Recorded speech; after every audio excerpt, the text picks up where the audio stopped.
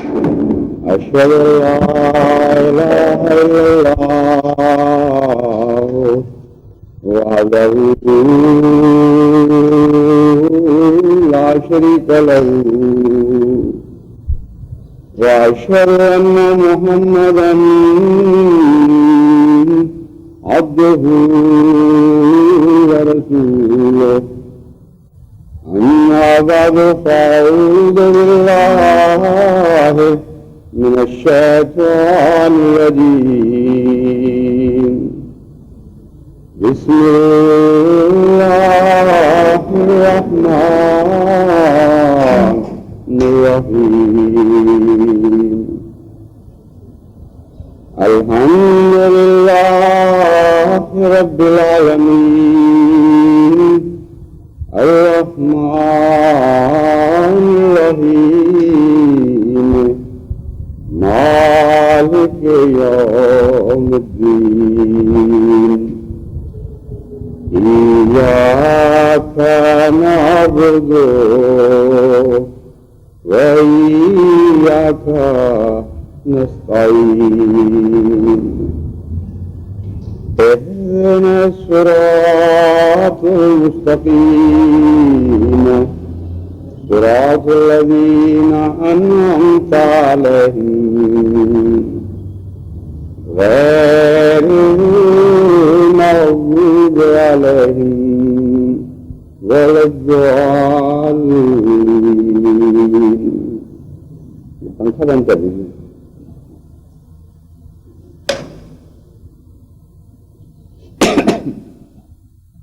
اسلام میں جو اللہ تعالیٰ کی توحید کا تصور ہے وہ کوئی ایسا تصور نہیں جس کا آسمانوں سے تعلق ہو اور انسانی زندگی سے اس کا واسطہ نہ ہو.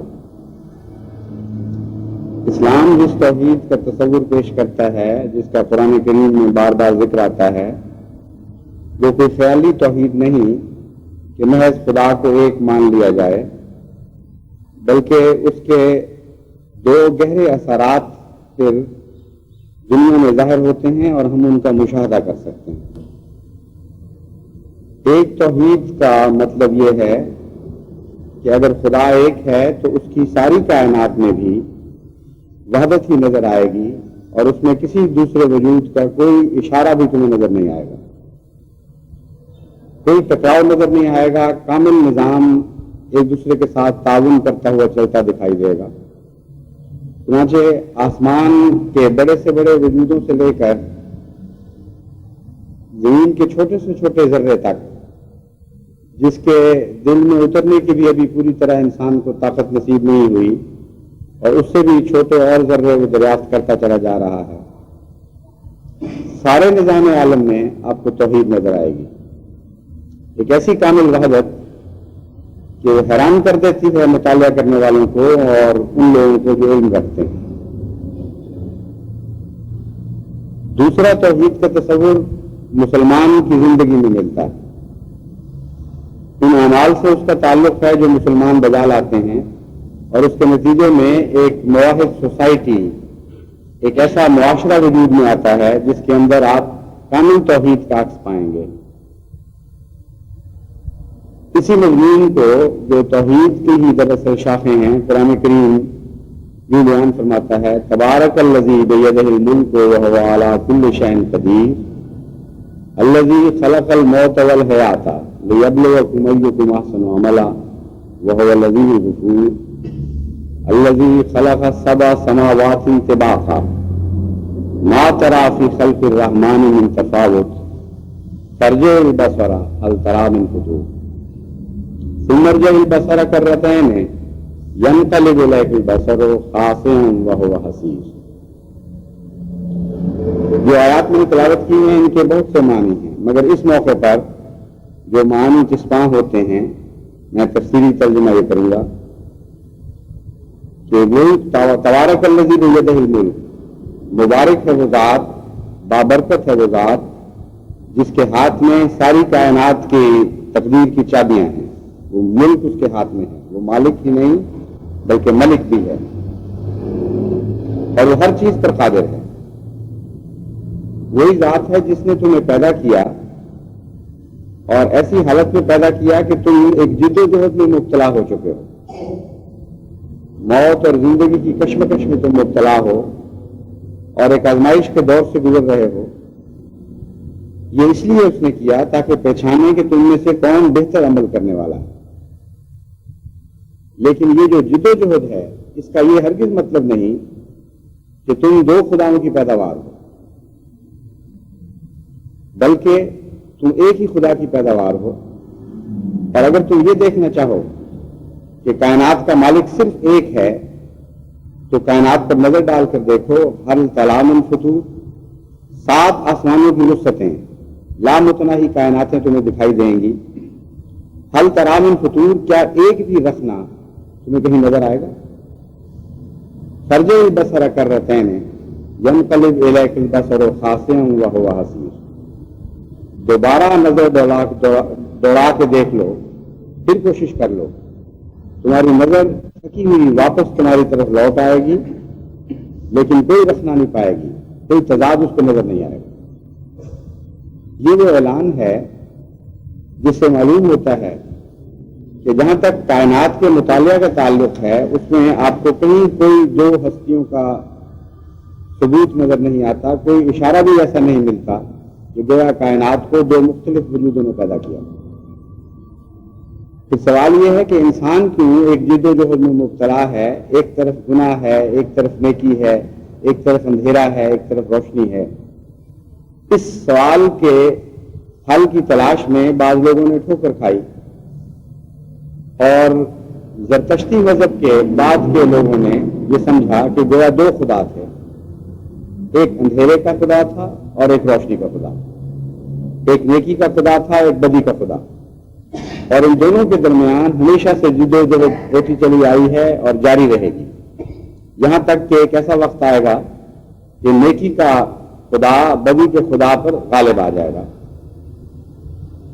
اور اس کے بعد پھر دنیا امن کا منہ دیکھے گی اور ہر جگہ روشنی ہی روشنی پھیل جائے گی۔ قرآن کریم نے اس عقیدے کے پہلے حصے کو لے کر اس کے دوسرے حصے کی نفی فرمائی۔ فرماتا ہے اگرچہ نیکی اور بدی کا نظام تمہیں ملتا ہے، جد و جہد اور کشمکش کا نظام ملتا ہے، لیکن یہ یاد رکھنا کہ هو الذی خلق الموت والحیات، وہ ایک ہی خدا ہے جس نے زندگی بھی پیدا کی ہے اور موت بھی پیدا کی ہے، اور اس کے لیے دو الگ الگ خدا نہیں۔ یہ بات کہنے کے بعد پھر فرماتا ہے کہ تم کائنات کو دیکھ لو، تمہیں وہاں ایک ہی خدا کا ثبوت ملے گا، کہیں دو خدا نظر نہیں آئیں گے۔ اور بہت ہی لطیف مضمون ہے، حقیقت میں اگر آپ غور کریں تو صرف زندگی ہی ہے، موت کا کوئی وجود نہیں۔ زندگی سے پیچھے ہٹ جانے کا نام موت ہے۔ زندگی کی قوتوں کا کمزور پڑ جانا آہستہ آہستہ آپ کو موت کی طرف لے جاتا ہے۔ تو عملاً یہاں بھی توحید ہی ہے، اور اس مسئلے کو قرآن کریم نے حل فرمایا، ورنہ اس سے پہلے دنیا کے فلاسفر اور بڑے بڑے مذہبوں کے رہنما یہ سمجھنے لگے تھے کہ گویا الگ الگ خدا ہیں۔ حضرت زرتشت نے جو تعلیم دی وہ تو خدا کی طرف سے تھی، ان کی اصطلاحوں کو نہ سمجھنے میں لوگوں نے غلطی کھائی، لیکن ان کے علاوہ بھی بہت سے ایسے لوگ ہیں جنہوں نے ہر قوت کے سرچشمے کو الگ الگ خدا کے طور پر سمجھ لیا۔ سورج سے روشنی پائی تو سورج کو ایک خدا بنا لیا، چاند سے مدم مدم روشنی دیکھی جس میں گرمی نہیں تھی تو اس کو ایک الگ خدا بنا لیا، بادلوں سے پانی پایا تو اس کو ایک الگ خدا بنا لیا، بجلی میں ان کو ڈرایا اور دھمکایا اور بعض دفعہ جلا بھی دیا، اس کو ایک الگ خدا بنا لیا، سانپوں کو الگ بنایا، سمندر کو الگ بنایا، ہواؤں کو الگ بنایا۔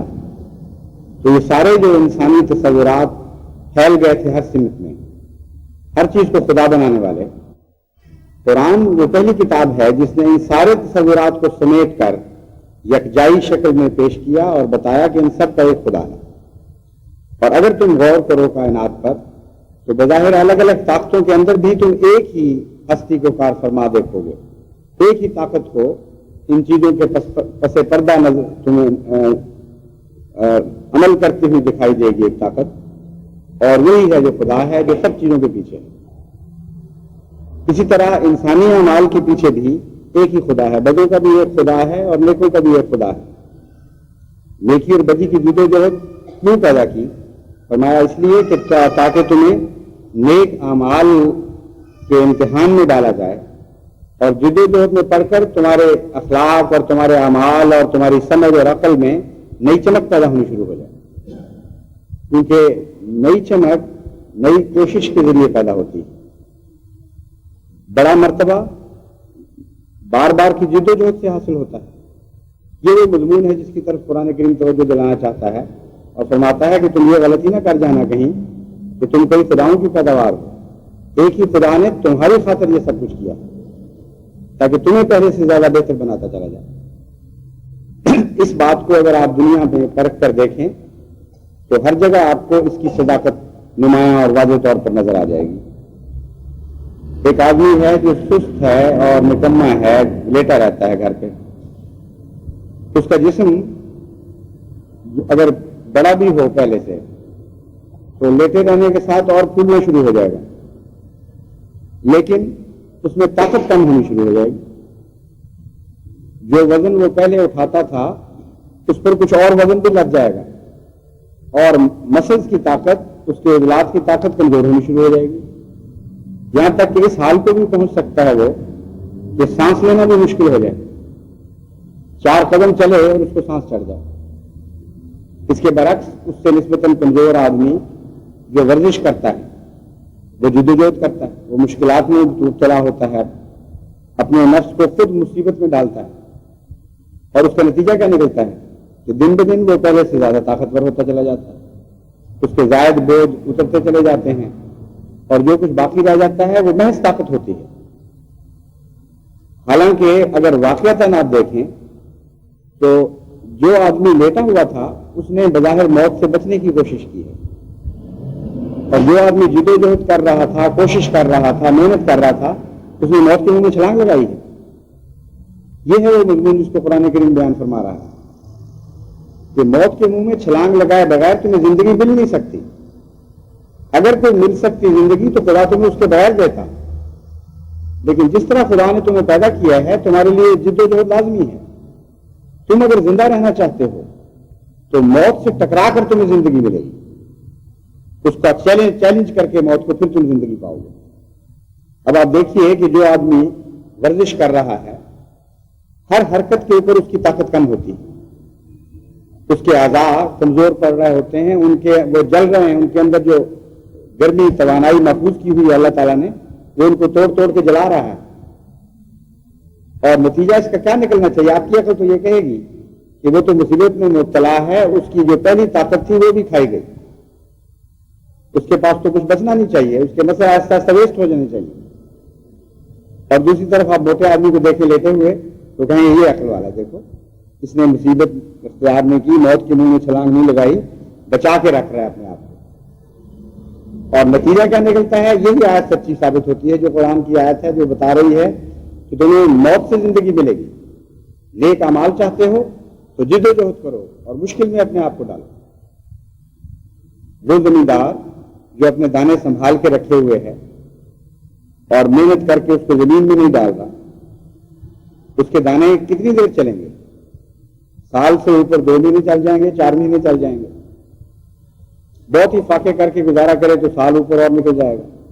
لیکن ایک زمیندار ہے جو جاتا ہے اور اس کو موت کے منہ میں پھینک دیتا ہے دانوں کو، خود بھی مصیبت میں پڑتا ہے، زمین کھودتا ہے اور ان کے اندر ڈال دیتا ہے اور دفنا کے آ جاتا ہے۔ اسی موت سے ایک نئی زندگی پھوٹتی ہے۔ اور یاد رکھیں یہ یقینی موت ہے یہ دانوں کی، کیونکہ ان کی اپنی شکل بدل چکی ہوتی ہے۔ موت نام ہے اپنی حیت کو تبدیل کر دینے کا، موت نام ہے اپنی ایک کیفیت کو ایک اور کیفیت میں بدل دینے کا، اس کے سوا کوئی چیز نہیں ہے موت۔ تو اللہ تعالیٰ فرماتا ہے کہ ہر جگہ تمہیں موت ہی میں سے زندگی ملے گی، وہیں خدا تعالیٰ نے تمہارے لیے ترقی کی راہیں کھولی ہوئی ہیں۔ اس لیے اس بے وقوفی میں نہ مبتلا ہونا کہ موت کا خدا کوئی اور ہے اور زندگی کا خدا اور ہے۔ یہ صرف زندگی کا خدا ہے جو تمہارے لیے موت کا انتظام کر رہا ہے۔ اگر موت نہ ہوتی تو انسانی زندگی ترقی کر ہی نہیں سکتی تھی۔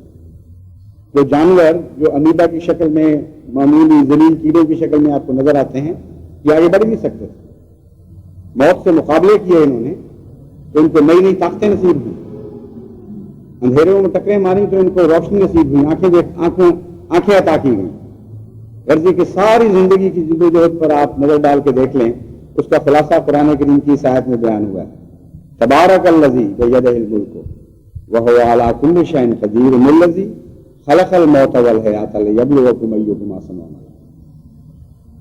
بڑی مبارک ذات ہے وہ، اور وہ ایک ہی ہے، اس کے ہاتھ میں ہر نظام کی چابیاں ہیں، ہر چیز کی باغ دور اس کے قبضہ قدرت میں ہے۔ وَهُوَ عَلَىٰ كُلِّ شَيْءٍ قَدِيرٌ، جو چیزیں تمہیں ناممکن نظر آتی ہیں وہ ان پر بھی قادر ہے۔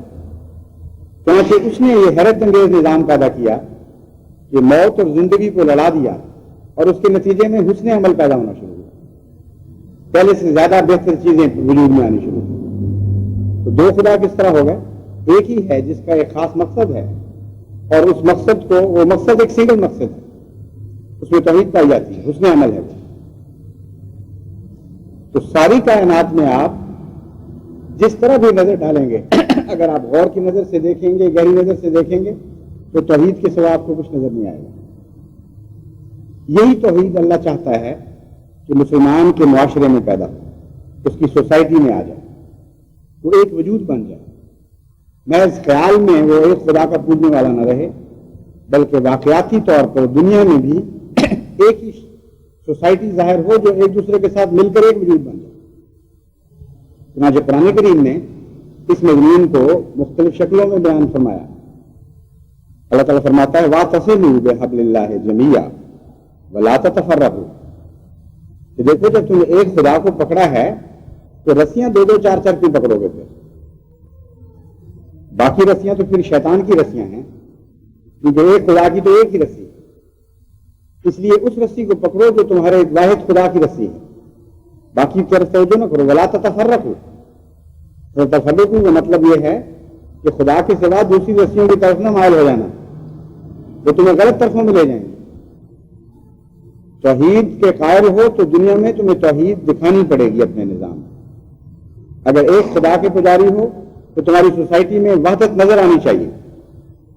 اگر اس کے بجائے تمہارے اندر اختلاف پائے جاتے ہیں، تم ایک دوسرے سے نفرت کرتے ہو، ایک دوسرے کی برائیاں چاہتے ہو، لڑائیوں کے لیے بہت تیزی دکھاتے ہو، تکبر کرتے ہو اپنے بھائی سے اور اس کو نیچا سمجھتے ہو، تو پھر تمہیں یہ وہم ہے کہ تم توحید کے پجاری ہو، پھر تو الگ الگ رسیاں پکڑ لی تم نے، پھر تو تم ایک خدا کے قائل نہیں رہے۔ فرماتا ہے دیکھو ساری کائنات جس کو اختیار نہیں ہے غلط رستے میں جانے کا، اس میں توحید قائم ہے۔ تمہیں اختیار دیا تھا موت اور زندگی کے درمیان، اس لیے دیا تھا کہ تم زندگی کی طرف مائل ہو اور پہلے سے بڑھ کر زیادہ حسن اختیار کرو۔ اگر تم ٹھوکر کھاؤ گے، اگر تم اس فلسفے کو نہیں سمجھو گے تو رفتہ رفتہ پھر تم موت کا شکار ہو جاؤ گے۔ موت پر غالب آنے کے لیے پیدا کیا گیا تھا، موت سے مغلوب ہونے کے لیے تمہیں پیدا نہیں کیا گیا۔ یہ ہے قرآن کریم کا پیغام جو ہر مسلمان کو ہے۔ اور جس طرح توحید کے متعلق اللہ تعالیٰ فرماتا ہے کہ جو شخص مشرک ہو اس کا ٹھکانہ آگ ہے، جہنم ہے، بالکل اسی طرح مسلمان سوسائٹی کو جو افتراق میں مبتلا کرتا ہے اس کے لیے بھی قرآن کریم نے جہنم ہی کا لفظ بیان فرمایا ہے، اس کی جزا آگ بتائی ہے۔ چنانچہ فرماتا ہے کنتم علی شفا حفرۃ من النار فانقذکم منها، کہ دیکھو اے مسلمانوں، حضرت محمد مصطفیٰ صلی اللہ علیہ وآلہ وسلم نے جب تک تمہیں ایک وجود نہیں بنا دیا، اس سے پہلے تم ایک دوسرے سے دشمن ہو کر آگ کے کنارے پر کھڑے تھے، کسی وقت بھی اس آگ میں تم گر سکتے تھے۔ تو حقیقت یہ ہے کہ دنیا میں بھی شرک کا انجام آگ ہے اور آخرت میں بھی شرک کا انجام آگ ہے۔ جو قومیں ایک دوسرے سے لڑ پڑتی ہیں وہ خود آگ میں داخل ہو جاتی ہیں اور اس آگ سے پھر ان کو کوئی نہیں بچا سکتا۔ یہ کئی قسم کی آگ ہے، ایک تو ایسی آگ ہے جو ان کی ترقی کی ساری طاقتیں کھا جاتی ہے، ان کے دل کا چین اڑا دیتی ہے، سوسائٹی میں لطف کی بجائے ایک نفرت کا ماحول پیدا ہو جاتا ہے جس سے ہر آدمی جلتا اور پڑتا ہے، جسے نفرت کی جائے وہ بھی مارا جاتا ہے، جو نفرت کرتا ہے وہ بھی مارا جاتا ہے۔ تو ہر وہ چیز جو آپ کی سوسائٹی کو ایک مشرک سوسائٹی میں تبدیل کرتی ہے وہ گناہ ہے۔ جو ایسی خطرناک چیز ہے جس سے آپ کو بچنا چاہیے. اور قرآن کریم صرف بچنے کی ہدایت نہیں دیتا بلکہ تفصیل سے سمجھاتا ہے. اور حضرت صلی اللہ علیہ وآلہ وسلم اس کی تشریح کرتے ہیں ہمارے سامنے اور ایک ایک باریک نقطہ بتاتے ہیں کہ کس طرح تم اپنی سوسائٹی کو شرک سے بچا سکتے ہو, وحدت میں مبتلا کر سکتے ہو. سب سے پہلے تو حضور صلی اللہ علیہ وآلہ وسلم نے اس توحید کا نقشہ قرآن سے اخذ فرما کر ان الفاظ میں بیان کیا کہ مومنوں کی جماعت کی مثال ایک بدن کی سی ہوتی ہے. ایک بدن میں اگرچہ بہت سے اعضاء ہوتے ہیں, انگلیاں ہیں, انگلیوں کے پھر پورے الگ الگ ہیں, پھر اوپر کی جلد اور ہے, نیچے کی جلد اور ہے, ہاتھ پاؤں ہیں, مختلف ہڈیاں ہیں, جگر ہے, دل ہے, گردے ہیں, اور پھر ان کے آگے بہت سے حصے ہیں. غرض کہ اگر آپ انسانی اعضاء کو الگ الگ گن کے دیکھیں اور وہ ٹکڑے جن سے بنتا ہے اور مزید تحقیق کر کے اس کے خون کے ذروں کو بھی اعضاء کے طور پر شمار کریں تو وہ بھی الگ الگ وجود ہے. تو ایک ان گنت تعداد ہے جس کو آپ گننے پر قادر نہیں ہو سکتے, اور یہ سارا وجود ایک وجود کی شکل میں اللہ تعالیٰ نے ڈھالا ہوا ہے اور ہر ایک دوسرے سے تعاون کر رہا ہے. خون کا ہر ذرہ ایک دوسرے سے تعاون کر رہا ہے, دل پھیپڑوں سے تعاون کر رہا ہے, پھیپڑے جگر سے تعاون کر رہے ہیں, جگر گردوں سے تعاون کر رہا ہے, اور دماغ کا ایک ایک حصہ ہر دوسرے حصے کے ساتھ تعاون کر رہا ہے. یہ جب تعاون اٹھتا ہے تو اس کا نام آپ بیماری رکھ دیتے ہیں, اس کے نتیجے میں آگ پیدا ہوتی ہے. اسی جگہ بھی آپ اس تعاون کو ہٹا کر دیکھیے کیسے خطرناک عذاب میں آپ مبتلا ہو جائیں. مثلاً دل کا پھیپڑے سے یہ تعاون ہے کہ جتنا خون پھیپڑے میں داخل ہو رہا ہے اتنا ہی خون دل کھینچ کر اوپر پھینک دے, اور اگر یہ توازن بگڑے تو خطرناک بیماری انسان کو لاحق ہو جائے گی. مثلاً پھیپڑے میں زیادہ خون ہو رہا ہے داخل اور دل تعاون چھوڑ دیتا ہے اور وہ کہتا ہے کہ نہیں میں تھوڑا خون آگے بھیجوں گا, نتیجہ یہ ہوتا ہے کہ پھیپڑوں میں کنجسشن شروع ہو جاتی ہے. اس کو کہتے ہیں پروگریسو ہارٹ فیلئر. اس قدر خوفناک عذاب میں اگر اس کی مدد نہ کی جائے انسان مبتلا ہو جاتا ہے کہ ایسی حالت میں جان دیتے ہوئے آدمی کو دیکھنا بھی ایک عذاب. اس کو سانس لینے کی کوشش کرتا ہے لیکن پھیپڑے خون سے بھرے ہوئے ہوتے ہیں, اس کو چین نہیں آتا.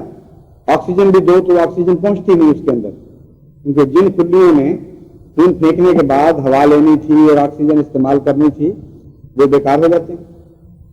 سارا نظام بگڑ جاتا ہے انسان کا. حالانکہ صرف دو اعضاء کا ایک دوسرے سے تعاون چھوٹا ہے. گردے پیشاب سے پانی سے خون سے تعاون کرنا چھوڑ دیں اور جتنا پانی ان کو نکالنا چاہیے اتنا نہ نکالیں تب بھی مصیبت, اور اگر ذرا زیادہ نکالنا شروع کر دیں تب بھی مصیبت. جو زیادہ نکالنے لگ جائیں ان کو کہتے ہیں ڈی ہائیڈریٹ ہو گئی باڈی. سارے نظام پر ایک مصیبت آ جاتی ہے. اور اگر کم نکالیں تو خون ہائیڈروسکوپک ہو جاتا ہے, پانی سے بھر جاتا ہے, دل پھول جاتا ہے, جسم پھول جاتا ہے, سارا نظام تباہ ہو جاتا ہے. ایک ذرہ بھی انسانی جسم کا ایسا نہیں جو دوسرے سے تعاون چھوڑے اور سارے نظام کو تکلیف نہ پہنچے. اس کو کہتے ہیں وحدت, اور وحدت قائم ہوتی ہے تعاون سے. تعاون توڑیں گے تو یہاں بھی آپ کو آگ دکھائی دے گی. بعض مریض واقعتاً سمجھ رہے ہوتے ہیں کہ ہمیں آگ لگ گئی, وہ کہتے ہیں پانی ڈالو ہمارے اوپر. شدید سردی کے موسم میں بھی ایسی ان کو آگ لگتی ہے جن کو کینسر ہو جاتا ہے کہ وہ برف کے پانی بھی ان پر پھینکے جائیں تو چین محسوس نہیں کرتے. ہوتا کیا ہے, جسم کے ایک حصے نے دوسرے سے تعاون چھوڑ دیا. مثلاً ہمارے اندر جتنی غذا جاتی ہے اس کے حصے مقرر ہیں, کتنا حصہ دانت میں جائے گا, کتنا حصہ ٹوٹے ہوئے اعضاء کے استعمال کے لیے کو درست کرنے کے لیے استعمال ہوگا, کتنا خون کی گروتھ کے لیے استعمال ہوگا. اگر آپس میں تعاون اٹھ جائے اور کوئی ہڈی کہے کہ نہیں سارا میں نے ہی کھا جانا ہے تو وہ ہڈی بننی شروع ہو جاتی ہے, اور جو مرضی کرے ڈاکٹر پھر اس پہ کنٹرول نہیں کر سکتے. اسی کے نام ہڈی کا کینسر. اگر خون کے ذرے زیادہ کھانے لگ جائیں تو اپنی طاقت سے زیادہ کھانے لگ جاتے ہیں. وہ کچا خون جسم بنا کے پھینکی جاتا ہے, وہ کہتے ہیں ہم تم سے تعاون نہیں کریں گے, ہمارا داؤ زیادہ لگ گیا ہے, ہم کھائی جائیں گے. اور ایسی شدید خون میں گرمی پیدا ہو جاتی ہے کہ آگ لگا دیتے ہیں سارے جسم کو۔ تو توحید کا مطلب یہ نہیں ہے کہ خدا آسمان پر ایک وحدت موجود ہے اور آپ نے مان لیا اور چھٹی ہو گئی۔ یہ بیوقوفی والا تصور چھٹی والا کسی اور مذہب میں ہو تو ہو، اسلام میں نہیں ہے۔ اسلام تو بڑی تفصیل سے مثالیں دے دے کر بیان فرماتا ہے کہ توحید کیا چیز ہے، ساری کائنات کی طرف توجہ دلاتا ہے، انسان کی موت اور زندگی کے نظام کی طرف توجہ دلاتا ہے، پھر جسم کی طرف اشارے کر کے بتاتا ہے کہ کس قسم کی توحید چاہیے۔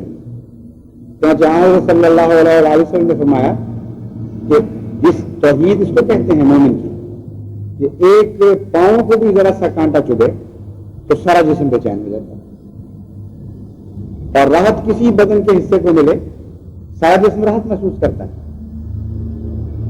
جن سوسائٹیوں کو کینسر ہو جاتے ہیں، جن سوسائٹیوں میں شرک داخل ہو جاتا ہے، وہاں بالکل الٹ نظارہ آپ کو نظر آتا ہے۔ کسی کو سکھ پہنچے تو لوگوں کو تکلیف ہونے لگ جاتی ہے، آگ لگ رہی ہوتی ہے کہ اچھا اس کو کوئی زیادہ دولت مل گئی، اس کو کوئی زیادہ چین مل گئی، اور اس پہ کیڑے ڈالے جاتے ہیں۔ کسی کو دکھ پہنچے تو بہت خوش ہو رہے ہوتے ہیں تو بڑا مزہ آیا، کہتے تو یہی ہے کہ ہمیں بڑی ہمدردی ہے کہ تمہارا فلاں مر گیا ہے، تمہاری آگ لگ گئی موٹر کو، یا تمہارے مکان کو کسی نے تباہ کر دیا، اور چسکے لے رہے ہوتے ہیں کہ ہمیں بھی موقع ملا اس کو سنانے کا۔ یہ ہے بگڑی ہوئی سوسائٹی کی شکل جس میں وحدت نہیں ہوتی۔ تو حضرت صلی اللہ علیہ وسلم نے مثالیں دے دے کر سمجھایا ہے تفصیل سے، اور ان خطرات کی طرف توجہ دلائی ہے جو وحدت کو توڑتے ہیں۔ ان میں سے ایک ہے غیبت، چغلی کرنا۔ عجیب بیماری ہے یہ خوفناک کہ ایک مجلس لگی ہوگی، یہ عورتیں سہیلیوں کی طرح بیٹھی ہوں گی، ایک دوسرے سے بڑی محبت کا اظہار کر رہی ہوں گی، اور ساتھ ہی جو بہنیں وہاں موجود نہیں ہیں ان کے متعلق برائیاں بھی کر رہی ہوں گی، اور وہ ساری سوسائٹی یہ سمجھ رہی ہوگی کہ ہم سب تو ہیں دوست ایک، لیکن وہ بڑی گندی عورت ہے جو باہر وہ یوں کرتی ہے، وہ یوں کرتی ہے، اور ایک عورت اٹھ کے باہر جائے تو ساری دیکھ کے آنکھوں میں آنکھیں ڈال کے ہنسیں گی کہ دیکھا یہ بڑی یہ بھی ایسی، بلکہ اس سے بھی گندی، اور دیکھو کیسی باتیں کر رہی تھی حالانکہ آپ بڑی خطرناک۔ تیسری اٹھ کے واپس چلی جائے تو اس کے خلاف، اور وہ تین جو باہر نکلیں گے وہ پچھلوں کے خلاف باتیں کریں گی جا کے کہ شکر ہے ہم نکلا ہے وہاں سے۔ وہ تو بڑی گندی سوسائٹی تھی، بڑی بڑی باتیں دوسروں پر کرنے والی تھیں، اپنا حال دیکھو، اپنی بہو کا حال دیکھو، اپنی بیٹی کا حال دیکھو۔ چنانچہ قرآن کریم نے اس کو بڑی اہمیت دی۔ سب سے معمولی برائی نظر آتی ہے، منہ سے ہے، کسی کو چپیڑ نہیں ماری، کسی کو بظاہر کچھ آگ نہیں لگائی، کچھ چھینا نہیں اس سے، لیکن قرآن کریم کے نزدیک یہ اتنی خطرناک بیماری ہے کہ توحید کو کھا جائے گی۔ قرآن کریم اللہ تعالیٰ فرماتا ہے، اس کی مثال ایسی ہی ہے جیسے تم اپنے مردہ بھائی کا گوشت کھاؤ۔ اب آپ غور کریں اس مثال پر تو آپ کی عقل دنگ رہ جائے گی، جتنا غور کریں گے اتنے ہی طبیعت اشش کر اٹھے گی کہ خدا تعالیٰ کا یہ کلام ہے، اس سے بہتر مثال نہیں دی جا سکتی۔ مردہ بھائی اپنے آپ کو ڈیفینڈ نہیں کر سکتا،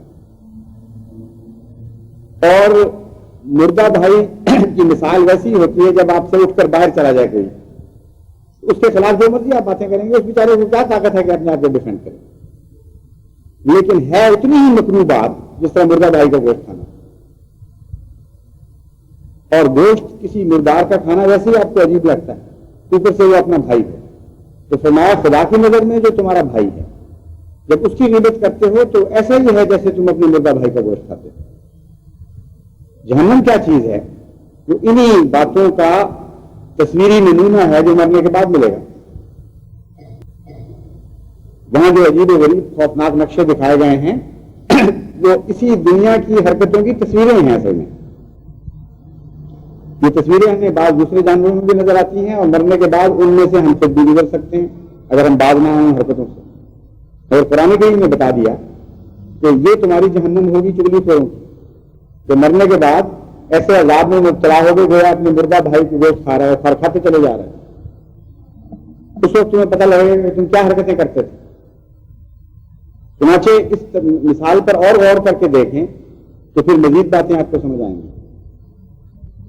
یہ جو مردار خور جانور ہیں یہی کھاتے ہیں نا گوشت، کہ چیلے ہیں، گدے ہیں، اس قسم کے جانور جو خاص مقرر ہیں مردے کا گوشت کھانے پر۔ وہ دوسروں کا بھی کھاتے ہیں، اپنے کا بھی کھاتے ہیں۔ ان کے حالات پر آپ غور کریں کہ وہ ساری دنیا سے ہٹ کٹ کر الگ ہو چکے ہوتے ہیں۔ عملاً ساری دنیا کی زندگی نے ان سے بائیکاٹ کیا ہوا ہے۔ جو نہ آپ کو باغات میں چہچہاتے ہوئے نظر آئیں گے، نہ جنگلوں کی زینت دوسرے جانوروں کی طرح، کسی نہ کسی چوٹی کے اوپر جا کر اکیلے زندگی بسر کر رہے ہوتے ہیں۔ صرف اس وقت اکٹھے ہوتے ہیں جب کوئی مردہ اکٹھا آ جائے ہاتھ میں، ورنہ اکٹھے ہو نہیں سکتے۔ ساری گدیں، سارے مردار خور جانور، ان کی زندگی نہ ان کی آواز میں کوئی رونق ہے، نہ ان کی شکل میں کوئی زینت ہے، نہایت منحوس قسم کی چیزیں ہیں اور تنہائی کی زندگی بسر کر رہے ہیں۔ الرسول اکرم صلی اللہ علیہ وآلہ وسلم نے بھی جب ڈرایا غیبت سے قرآن کی تفسیر میں تو یہی بتایا کہ تم تباہ اور برباد ہو جاؤ گے۔ بالکل غیبت کرنے والے بالآخر قرآن کی اس آیت کی روشنی میں تنہا ہوتے چلے جاتے ہیں اور صرف اس وقت اکٹھے ہو سکتے ہیں جب کسی کی برائی کرتے ہیں، ورنہ ہر ایسی عورت جو غیبت میں مبتلا ہے وہ عملاً اپنی سوسائٹی سے کٹ کر الگ ہوتی چلی جاتی ہے۔ کوئی اس کی عزت نہیں رہتی، کوئی اس کا وقار نہیں رہتا، کوئی اس کی بات میں حسن نہیں رہتا، کیونکہ برائی کے سوا جانتی نہیں۔ یہی حال ان مردوں کا ہے جو پھر عورتوں سے غیبت شروع ہوتی ہے، پھر مردوں میں داخل ہونے شروع ہو جاتے ہیں۔ وہ گھروں میں بیٹھ کر باتیں سنتے ہیں اور لذت پاتے ہیں، اور پھر گھروں میں دوسرے مردوں کے خلاف نفرتیں پیدا ہو رہی ہوتی ہیں آہستہ آہستہ۔ بہت ہی خطرناک بیماری ہے، لیکن حضرت صلی اللہ علیہ وآلہ وسلم نے اس بیماری کی روک تھام کے طریق بھی بتائے ہیں۔ فرمایا ایک تو ہو رہی ہوتی ہے غیبت، پھر اگلا قدم جو اس سے بھی زیادہ خطرناک بن جاتا ہے وہ یہ کہ ایک نے دوسرے کی برائی کی اور دوسرا وہاں پہنچا جس کی برائی ہوئی تھی اور اس کو جا کے بتا دیا کہ دیکھو تمہارے متعلق یہ باتیں ہو رہی ہیں۔ یہ جو فرضی قصہ تھا ابھی تک وہ حقیقت بن گیا۔ میرے خلاف کسی نے بات کی ہے، مجھے پتہ ہی نہیں، میں آرام سے بیٹھا ہوں۔ ایک صاحب اٹھے، یہ بھی غیبت کا اگلا قدم ہے۔ وہ پھر جس کے ساتھ مل کر غیبت کر رہے ہوتے ہیں خود اس کے خلاف بھی غیبت کرتے ہیں۔ غیبت کہتے ہیں اس کی غیر حاضری میں اس کو نقصان پہنچانا، اس کے خلاف بد بات کرنا۔ گئے وہاں پہنچے اس کے پاس، دوسرے شاہد کے پاس، اور کہا کہ جناب آپ تو شخص کو بڑا اچھا سمجھتے ہیں، جو بڑا ذلیل آدمی، آج وہ آپ کے خلاف باتیں کر رہا تھا اور یہ نہیں بتاتے کہ میں بھی شامل تھا ان باتوں میں۔ چنانچہ رسول کریم صلی اس کا نقشہ بہت پیارا کھینچا۔ آپ نے فرمایا اس کی ایسی مثال ہے جیسے کوئی شخص کسی کی طرف تیر پھینکے، تیر کمان سے تیر چلائے، وہ لگے نہ اس کو، اس کے قدموں میں جا کر بیکار ہو کر گر جائے۔ تو ایک دوسرا شخص کہے اس نے چلایا تو اس کی طرف تھا، تو وہاں سے اٹھائے اس کے سینے میں مار دیا۔ چاہیے تو وہ غیبت جو ہے وہ ایسے تیر کی طرح ہوتی ہے جو لگتا نہیں، اگر پہنچے نا، کیونکہ جو چیز اس کو پہنچے گی نہیں وہ دکھ بھی نہیں پہنچائے گی، وہ کوئی برائی پیدا نہیں کر سکے۔ غیبت کرنے والا صرف اپنے آپ کو نقصان کر رہا ہو، اپنے آپ کا نقصان کر رہا ہوتا ہے، لیکن جو بات پہنچا دیتا ہے وہ اس کا بھی نقصان کرتا ہے جس کے خلاف غیبت کی گئی، اس کو تکلیف پہنچاتا ہے اور خود اس کا قاتل بن جاتا ہے۔ تو حضرت صلی اللہ علیہ وآلہ وسلم نے قرآن امیر کی جیسی تفسیر فرمائی ہے، حیرت ہوتی ہے دیکھ کر۔ اس کو کہتے ہیں رسول، ایسا کامل رسول اس وضاحت کے ساتھ معاشرے کی خرابیاں بتائیں، بہتر ہونے کے طریق سمجھائے، ہر خطرے سے تمہیں آگاہ کیا، اس کے باوجود اگر کوئی سوسائٹی سمجھے کہ معمولی سی بات ہے ہمیں کوئی فرق نہیں پڑتا تو بڑی بےوقوفی ہوگی، اور کوئی برائی بھی آپ کے اندر نہ ہو، صرف ایک غیبت جو ہے وہ آپ کی نیکیوں کو کھا جائے گی۔ اور یہ عادت کہ ایک جگہ سے بری بات سنیں اور دوسرے تک پہنچا دیں، یہ آپ کو تباہ کر دے گا۔ یہ ایک ایسا سسٹم ہے اسلام، اتنا مکمل سائنٹیفک سسٹم ہے کہ اس میں ویلو لگائے گئے ہیں۔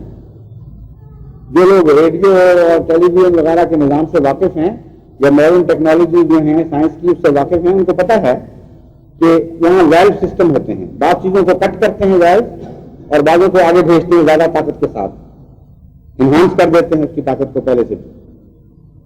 اسلام نے بالکل اسی طرح سائنٹیفکلی ہماری کمزوریوں کو کاٹنے کی کوشش کی ہے، ہماری خوبیوں کو ابھارنے کی کوشش کی۔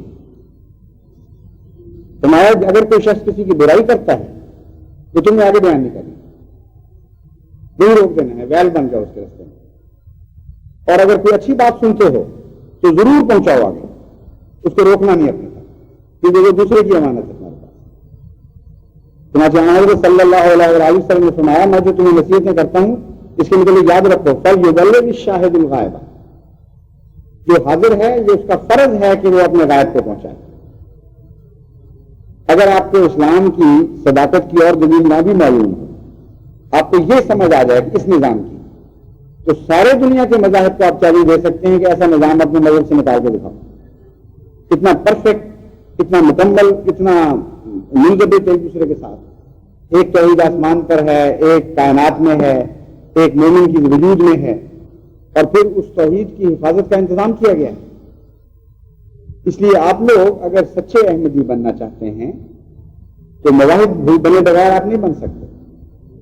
میں نے محسوس کیا ہے کہ باوجود اس کے کہ چھوٹی جماعت ہے، یہاں ایک دوسرے کے خلاف نفرتیں پائی جاتی ہیں۔ میں نے محسوس کیا ہے کہ عورتوں میں بہت زیادہ کمزوری ہے کہ وہ اپنی غائب بہنوں کی بیماریاں ایک دوسرے کو بتاتی ہیں۔ اب ہم جو باہر سے آئے ہیں، کیا ضرورت تھی ہمیں یہ بتانے کی کہ فلاں عورت میں یہ نقص ہے یا فلاں بھائی میں یہ نقص ہے؟ پردہ پوشی کرنی چاہیے تھی۔ چنانچہ اسی سے آگے پھر اسلام پردہ پوشی کے مضمون شروع کر دیتا ہے۔ حضرت صلی اللہ علیہ وسلم نے نصیحت فرمائی کہ اگر اور تم باز نہیں آتے تو یہ بات یاد رکھنا کہ تمہارے اندر بھی نقص ہے، اور اگر تم اپنے بھائی کی پردہ پوشی نہیں کرو گے تو تمہارا خدا تمہاری پردہ پوشی نہیں کرے گا۔ وہ بھی تو تمہارے عیوب پر پردہ ڈھانکے ہوئے ہے۔ اگر خدا بھی یہی حرکت شروع کرے جو ایسی گندی سوسائٹی کے لوگ کرتے ہیں کہ کسی کی برائی معلوم ہوئی اور آگے اشتہار دے دیا، کسی سے بری بات سنی تو آگے چلا دی، تو اللہ تعالیٰ کی تو آپ کے سب باتوں پر نظر ہے۔ اب چھوٹے سے چھوٹا گناہ کریں چھپ کر رات کی تاریکی میں، وہ بھی اللہ جان رہا ہوتا ہے۔ دل میں کسی کے متعلق میل آ جائے وہ بھی خدا جان رہا ہوتا ہے۔ اور اگر خدا آپ کی طرح بن جائے، آپ سے وہی سلوک شروع کر دے تو آپ کے دل میں کسی کی برائی آئے اور اللہ تعالیٰ اس کو بتا دے کہ دیکھو یہ تمہارے متعلق یہ سوچتا ہے۔ آپ کو خدا نے کتنے پردوں میں رکھا ہوا ہے؟ آپ کی سوچ آپ کی چیز ہے، آپ جو مرضی سوچ جائیں، یہ ہے ستاری اللہ تعالیٰ کی، دوسرے کو نہیں پتہ لگتا۔ دیواریں آپ کے راستہ روک لیتی ہیں، کپڑے آپ کی برائیاں روک لیتے ہیں، آپ کے بدن کے عیب چھپا لیتے ہیں۔ اتنا ستار خدا ہو، اپنی مخلوق سے ایسا رحم کا سلوک کرنے والا، ہر برائی پر پردہ ڈالنے کے انتظام کیے ہیں اس نے، اور وہ کہے کہ میرے مخلوق سے یہ سلوک کرو جو میں نے تم سے کیا ہے، اور آپ وہ نہ کریں، آپ اس کے پردے پھاڑنے پر لگ جائیں اور دوسرے کی برائیاں تلاش کرنے پر لگ جائیں، اسے اشتہار دینے پر لگ جائیں، تو بتائیے پھر آپ کا کیا حق ہے کہ ستار خدا کی رحمت کے تابع رہیں؟ اللہ تعالیٰ پھر ایسے قوموں سے رحمت چھین لیا کرتا ہے، وہ خود انتظام کر دیتا ہے پردے پھاڑنے کو، وہ ان کی برائیاں پھر ظاہر کرنی شروع کر دیتا ہے۔ تو اسلامی نظام کو سمجھیں اور خوب اس بات کو سمجھ لیجیے کہ آپ جب تک مواحد نہیں ہوں گے، جب تک آپ اس دنیا میں بھی اپنی ایک مواحد سوسائٹی کو پیدا نہیں کرتے۔ توحید فرضی توحید کوئی چیز نہیں، توحید وہ ہے جو عمل کی دنیا میں نظر آ رہی ہے، اور خدا نے اس کے نمونے آپ کو دے دیے۔ اس کے بعد اگر آپ اپنی سوسائٹی کو مواحد سوسائٹی نہیں بناتے اور ایک بدن کی طرح نہیں کرتے کہ ہر احمدی کا دکھ آپ کا دکھ بن رہا ہو، ہر احمدی کی خوشی آپ کی خوشی بن رہی ہے، اور کوئی ایسا فعل نہ کرتے ہوں جو اس توحید کو توڑنے والا ہو اور اس کو پارا پارا کرنے والا، پھر آپ مواحد۔ اور جو قوم مواحد بن جاتی ہے اس کو بے شمار برکتیں نصیب ہوتی ہیں۔ اس تیزی کے ساتھ وہ قوم پھیلتی ہے، ایسی عظیم شان ترقی کرتی ہے کہ کوئی دنیا کی طاقت اس کو روک نہیں سکتی۔ بس جتنے آپ تھوڑے ہیں، جتنے آپ کمزور ہیں، اتنے ہی زیادہ آپ کو توحید کے ساتھ چمٹنے کی ضرورت ہے۔ ساری طاقت کا راز آپ کا یہ ہے کہ آپ ایک دوسرے کے ساتھ ہو جائیں۔ چنانچہ حضرت صلی اللہ علیہ وسلم نے جو توحید قائم فرمائی اس کا نقشہ قرآن کریم نے مختصر یہ بیان فرمایا، محمد رسول اللہ والذین معہ اشداء علی الکفار رحماء بینہم۔ تو دیکھو محمد مصطفیٰ صلی اللہ علیہ وسلم اور آپ کے ماننے والوں کی کیا کایا پلٹی، یعنی رسول اللہ صلی اللہ علیہ وسلم نے اپنے عمل سے ان کو کیسے تبدیل کر دیا۔ اشداء علی الکفار رحماء بینہم، یہ آپس میں بے حد محبت کرنے والے ہیں، اور جتنا آپس میں محبت کرتے ہیں اتنا غیروں کے مقابل پر سخت ہوتے چلے جاتے ہیں۔ یہ راز ہے ترقی کا۔ اس کے اندر ایک गहरा हिकमत और फलसफे का अनमोल मोती पोशीदा है। दो कौमें हमेशा गैरों पर सख्त होती हैं जो अंदरूनी तौर पर एक दूसरे से मोहब्बत किया करती हैं। इनमें गैर राह नहीं पा सकता, उनको प्रयोग नहीं कर सकता, इनके अंदर किसी किस्म का रखना नहीं डाल सकता। जो आपस में रखने डालती फिरती हैं एक दूसरे में, वो गैरों की खुराक बन जाया करती, गैर इनमें दाखिल हो जाते हैं और गैरों के लिए नरम हो जाते हैं। बस अगर आप अपनों के लिए नरम हैं तो लाजमन गैरों के लिए सख्त हो जाएंगे, अगर अपनों के लिए सख्त हैं तो गैरों के लिए लाजमन आप नरम हो जाएंगे। वहां आपकी मोहब्बतें फैल जाएंगी। और किसी कौम को तबाह करना हो तो इससे ज्यादा खतरनाक जहर और कोई नहीं है कि उसके अंदर दाखिल कर दिया जाए। बस आप याद रखें, बड़ी मेहनत और कोशिश के साथ अहमदियत की हिफाजत करें। 1300 साल के बाद अल्लाह ताला ने मुसलमानों को फिर हज़रत सल्लल्लाहु अलैहि वसल्लम का सच्चा नायब अता फरमाया, दीन को जिंदा करने का इंतजाम किया। और अब आप उनके खुलफा हैं सारे मिलकर, आप ही हैं जिन्होंने नुमाइंदगी करनी है मसीह मौऊद अलैहिस्सलाम की। इन छोटी छोटी चीजों को छोटा न समझें, ये बहुत बड़ी हैं। और कदर करें वहदत की, हर वो बात करें जिससे आपस में मोहब्बत पैदा होती है, हर उस बात से नफरत करें जिससे आपस में नफरत पैदा होती है। और जो पहले हो चुका वो खत्म समझें। आइंदा के लिए अगर आपकी मौजूदगी में कोई बात हो जिससे नफरत पैदा होती हो तो या रोकें या उस पर वहां से चले जाएं। ऐसे लोगों से ताल्लुक तोड़ लें जो नफरत पैदा करते हैं। सिर्फ वही वजूद है जो ताल्लुक तोड़ने के लायक हैं, बाकी और कोई वजूद नहीं। अल्लाह ताला आपको तौफीक अता फरमाए। अल्हम्दुलिल्लाह नहमदुहु व नस्तईनुहु व नस्तगफिरुहु व नु'मिनु बिही व नतवक्कलु अलैहि व नऊज़ु बिल्लाहि मिन शुरूरि अनफुसिना व मिन सय्यिआति अमालिना। मन यहदिहिल्लाहु फला मुदिल्ल लहु व मन युद्लिल्हु फला हादिय लहु व नशहदु अल्ला इलाहा इल्लल्लाहु वहदहु ला शरीका लहु व नशहदु अन्ना मुहम्मदन अब्दुहु व रसूलुहु। ये मेरा पहला और आखिरी जुमा है इस सफर का जो फिजी में आया है। इसके बाद हम इंशाअल्लाह ताला ऑस्ट्रेलिया के सफर के लिए परसों रवाना होंगे। परसों जाना है तो अहबाब जमात खास तौर पर दुआ करें कसरत के साथ, और दुआ में याद रखें आइंदा भी कि अल्लाह ताला बकिया सफ़र को भी बहुत बहुत मुबारक करे। और जो सफ़र आपके साथ गुजर गया है उसके जो भी नेक असरात ज़ाहिर हुए हैं अल्लाह के फजल से, उनको हमेशा की ज़िंदगी अता करे, वो जारी रहें, बाकी रहें, मिट ना जाएं मेरे जाने के साथ। और जो नेकियां आप लोग कबूल नहीं कर सके, खुदा करे बाद में उनका बीज परवरिश पाए और वो टूट पड़े फिर भी, और कोई ऐसी बात ना रहे जो जिससे आप फायदा ना उठा सकें। इसके लिए बहुत दुआ की ज़रूरत है। जब दुआ करेंगे तो फिर अल्लाह ताला आपको बहुत ज़्यादा बरकतें अता फरमाएगा। इबादल्लाह रहमकुमुल्लाह इन्नल्लाह यामुरु बिल अदल वल इहसानि व ईताइ ज़िल कुर्बा व यन्हा अनिल फ़हशाइ वल मुनकर वल बग़ी यअज़कुम लअल्लकुम तज़क्करून। इज़्कुरुल्लाह यज़कुरकुम वदऊहु यस्तजिब लकुम व लज़िक्रुल्लाहि अकबर।